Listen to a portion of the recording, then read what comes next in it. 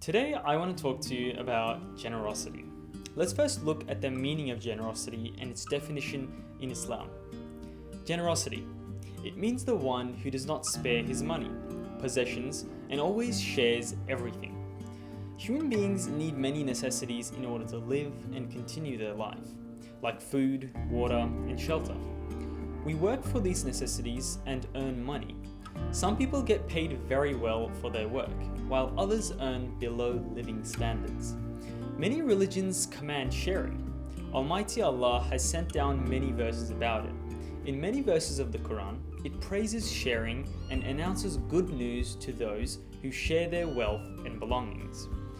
Allah says He loves His servants who share and are generous. As Allah advises to be generous, He also made it obligatory for the rich to share their wealth. The name of this sharing is called Zakat. Zakat. It is where wealthy Muslims share 1/40th of their property and wealth with the needy. By giving Zakat, Muslims become purified and purify their belongings. Besides Zakat, there are many terms in the Quran that praise the way generous people give.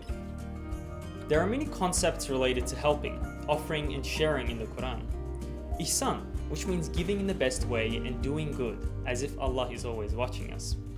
Infaq, which means to spend what you have for charity. Tasadduq, which means loyalty tax and servitude. Zakat, which is a purification of properties. And Isar, which means choosing someone else over oneself. Nihle, in the sense of giving wholeheartedly and voluntarily. Karze Hasan, in the sense of lending to Almighty Allah in the most beautiful way.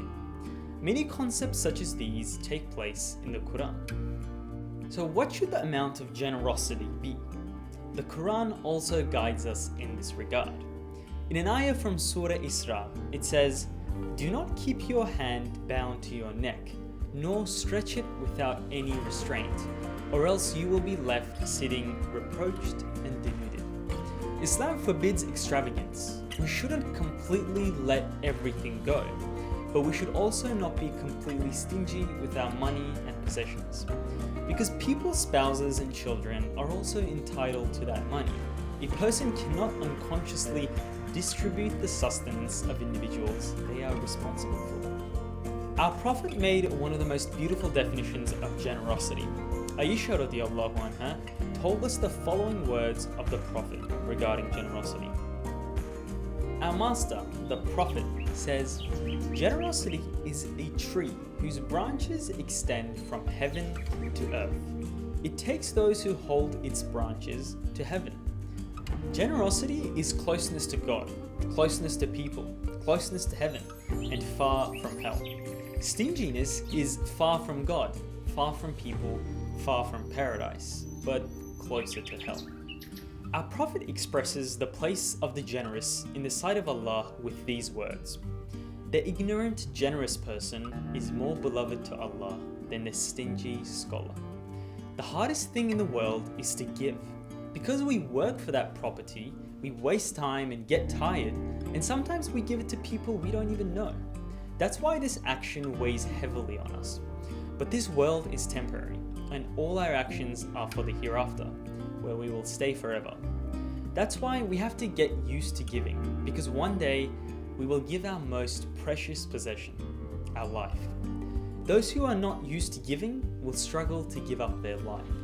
So from here on out, let's try to be generous to the people around us, to our family, friends, and even strangers.